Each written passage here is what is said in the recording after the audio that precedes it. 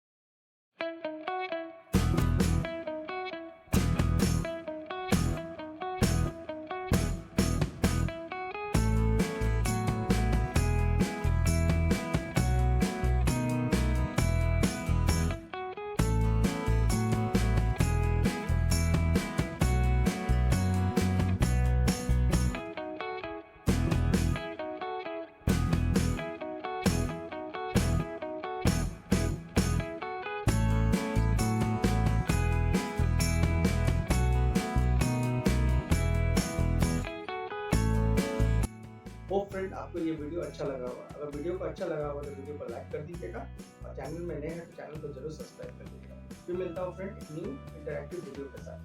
Thank you.